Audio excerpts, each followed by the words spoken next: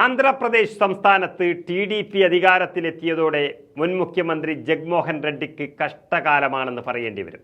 പഴയ കേസുകൾ കുത്തിപ്പൊക്കിയും പാർട്ടി ഓഫീസുകൾ അടിച്ചു തകർത്തും ടി.ഡി.പി പകവീട്ടുമ്പോൾ ഘടകകക്ഷിയായ ബി.ജെ.പിയും ഒപ്പം നിൽക്കുന്നു. ഈ ഘട്ടത്തിൽ കോൺഗ്രസ് നേതൃത്വം നൽകുന്ന ഇന്ത്യ പാളയത്തിൽ അഭയം തേടുക എന്ന മാർഗം മാത്രമാണ് ജഗൻമോഹൻ മുന്നിലുള്ളത്.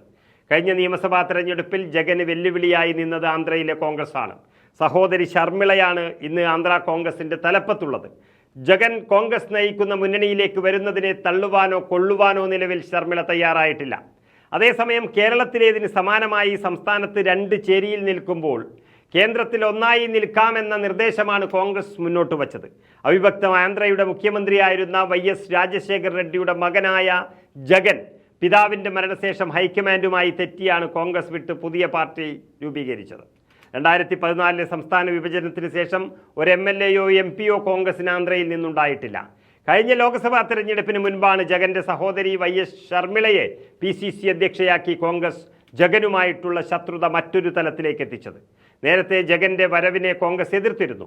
പിന്നീട് ഡൽഹി കേന്ദ്രീകരിച്ച് കഴിഞ്ഞ 2 ദിവസമായി നടന്ന ചർച്ചയിലാണ് അനുകൂല തീരുമാനമുണ്ടായിരിക്കുന്നത്. ഇന്ത്യ സഖ്യത്തിന്റെ നിലപാടിനോട് ജഗനും അനുകൂലമായി പ്രതികരിച്ചതായാണ് സൂചന. 4 ലോക്സഭാ സീറ്റും 11 രാജ്യസഭാ സീറ്റുമുള്ള YSR കോൺഗ്രസ് എത്തുന്നത് ഇന്ത്യ മുന്നണി സഖ്യത്തിന് കരുത്തു നൽകുമെന്ന് ഉറപ്പായിട്ടുണ്ട്. ഇത് BJPക്ക് കൂടുതൽ തിരിച്ചടിയാകും എന്നുറപ്പാണ്. ഒറ്റ കൂടുമാറ്റം കൊണ്ട് 15 MP-മാരാണ് ഇന്ത്യ സഖ്യത്തിലേക്ക് എത്തുന്നത്. BJP TDP സഖ്യം ശക്തമായി ആന്ധ്രയിൽ കളം നിറയുമ്പോൾ അതിനെ എതിർക്കാൻ കോൺഗ്രസിന്റെ പിന്തുണ ആവശ്യമാണെന്ന് YSP ബോധ്യപ്പെട്ടിട്ടുണ്ട്. സംസ്ഥാനത്ത് നിലവിൽ സഖ്യമുണ്ടാകില്ല. എങ്കിലും വരുംകാലത്ത് TDP കൂടുതൽ ശക്തി പ്രാപിക്കുമ്പോൾ ജഗന് കോൺഗ്രസിന്റെ പിന്തുണ ഒഴിവാക്കാൻ സാധിക്കില്ല എന്നും ഉറപ്പാണ്. ഏറ്റവും ഒടുവിലായി TDP സർക്കാർ വധശ്രമത്തിന് ജഗനെതിരെ കേസെടുത്തിരിക്കുന്നു. ജാമ്യം പോലും ലഭിക്കാത്ത കുറ്റമാണ് ചുമത്തിയിരിക്കുന്നത്. ഗുണ്ടൂരിലെ നഗരംപാലം പോലീസ് സ്റ്റേഷനിലാണ് കേസ് രജിസ്റ്റർ ചെയ്തിട്ടുള്ളത്. മുൻ MP-യും നിലവിലെ TDP MLA-യുമായ രഘുറാം കൃഷ്ണരാജുവാണ് മുൻ ആന്ധ്ര മുഖ്യമന്ത്രിക്കെതിരെ പരാതി നൽകിയത്. ജഗൻമോഹൻ റെഡ്ഡിയെ കൂടാതെ IPS ഓഫീസർ സുനിൽകുമാർ, ഇന്റലിജൻസ് മേധാവി IPS ഉദ്യോഗസ്ഥനുമായ സീതാരാമഞ്ജനയേലു എന്നിവർക്കെതിരെയും TDP MLA-യുടെ പരാതിയിൽ FIR രജിസ്റ്റർ ചെയ്തിട്ടുണ്ട്. ഈ 2 ഉദ്യോഗസ്ഥരും ജഗന്റെ വലങ്കയായിരുന്നു.